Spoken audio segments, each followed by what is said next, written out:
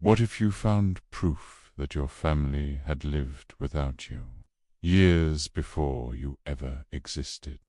Tonight, I'll tell you a story that begins with a single photograph and ends with a truth no one should ever uncover. Stay until the end. What happens next will haunt you. The old house groans. Wind rattles the window panes. A storm brewing on the horizon. I'm in the attic. Dust motes dance in the single swaying bulb overhead.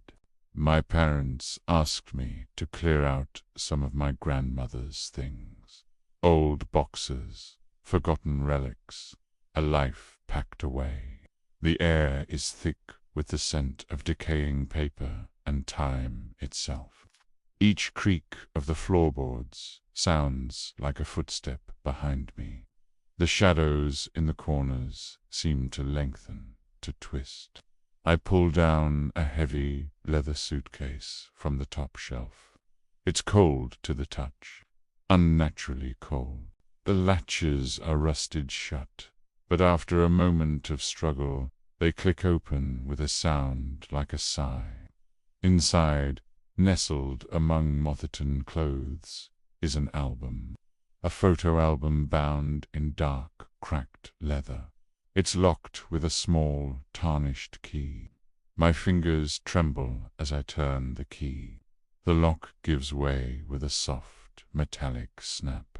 I open the cover. The first page is a picture of my parents, young, happy, standing on the porch of this very house. They're holding hands, smiling at a camera I've never seen.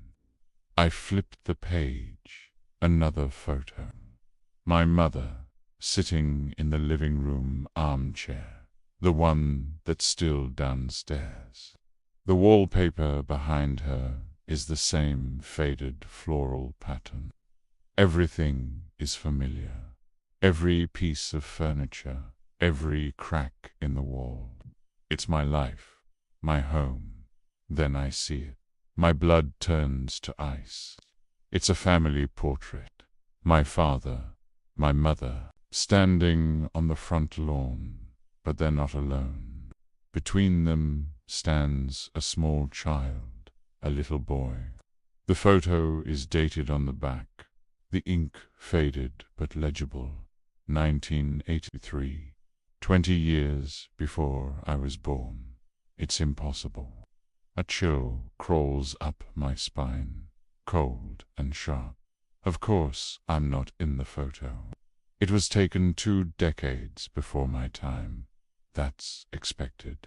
But then I look closer. My heart hammers against my ribs. I lean into the dim light, squinting at the small, grainy face of the child. The hair is the same. The eyes, the shape of the mouth, the small scar above the left eyebrow. It's me. It's my face, staring back at me from a time before I existed. The bulb above me flickers. Once, twice. The attic plunges into darkness, then light again. Pour. A sound whispers from the corner of the room. A dry, scratching noise, like a voice crawling from a broken radio. Asterisk, you shouldn't have seen that. Asterisk, my hands go numb. The album slips from my grasp, falling to the floor with a heavy thud. The pages flutter open. I scramble to pick it up, my breath catching in my throat. I find the page again. The family portrait, but it's changed. The child's face. It's no longer looking forward. It's pressed against the inside of the photograph, a ghostly white imprint on the glossy surface. And the mouth is twisted into a wide, unnatural smile. A smile aimed directly at me. Sleep offers no escape. That night, I dream of the photograph. I'm trapped inside it. the world frozen in grainy black and white. The child stands beside me, his hand cold in mine.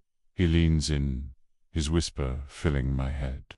Asterisk, you took my place. Asterisk, I wake up drenched in sweat, the sheets tangled around my legs. The house is silent, too silent.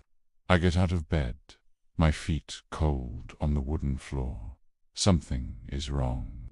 Downstairs, the hallway is different. The framed photos lining the wall have been moved, rearranged. I walk closer, my heart pounding a frantic rhythm. A picture of my first birthday. There I am, smiling in my high chair, but I'm not alone. Standing just behind me, a shadowy figure of a small boy, his face partially obscured. I move to the next photo, a family vacation to the beach, and there he is again, sitting in the sand, building a castle right next to me. His grin is wide, too wide. Every photo, every single memory, he's there now, in all of them. The same face, the same chilling grin. Morning comes, but the sun brings no comfort.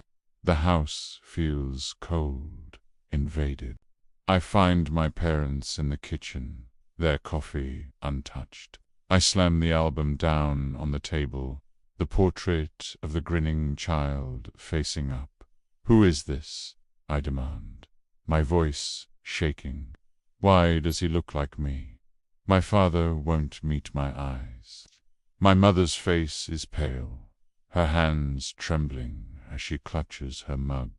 It's nothing, she says, her voice strained. Just an old photo. A cousin you never met. But her denial is a lie. I can see it in her eyes. The terror, the guilt. I press her, my voice rising with desperation. Tell me the truth. Finally, she breaks. A single tear traces a path down her cheek. Her words are a barely audible whisper. We had another child. Your brother. She chokes on the word. You weren't supposed to know. He died before you were born. Her eyes flick to the photo, then back to me, wide with a fear I've never seen before. But he never left us. It's then I understand. The child in the photos isn't just similar to me. It's identical. A perfect copy. A replacement. That night, the true horror reveals itself. I stand in the bathroom, the water running. I glance up at the mirror, and my breath catches. My reflection isn't mine. It's me, but younger, paler. The eyes are dark, hollow pits, and the mouth is stretched into that same awful grin from the photograph. I watch, paralyzed, as the figure in the mirror raises a hand, not mimicking my movement, but acting on its own. It presses its palm against the cold glass from the other side. The glass of the mirror begins to ripple, like the surface of a dark pond. The figure doesn't just stay within the frame. It steps through, out of the reflection and into the room with me. Water from the rippling mirror world drips onto the floorboards. It's holding the old, leather-bound album, open to the first family portrait. It points a small, pale finger at the empty space where it once stood. Its voice is the same distorted whisper from the attic, but clearer now. Closer. One of us doesn't belong, it says, its grin widening, and it isn't me. The house is quiet now. The storm has passed. On the living room wall, the family portraits hang perfectly straight.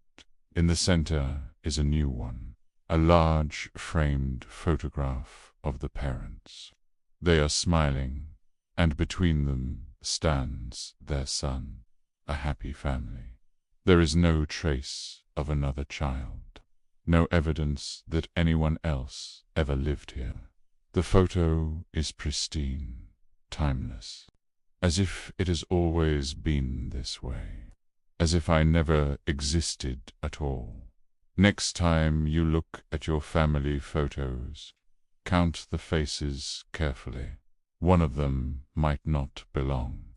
If this story unsettled you, leave a like, tell me your theory in the comments, and subscribe for more tales that should never be told.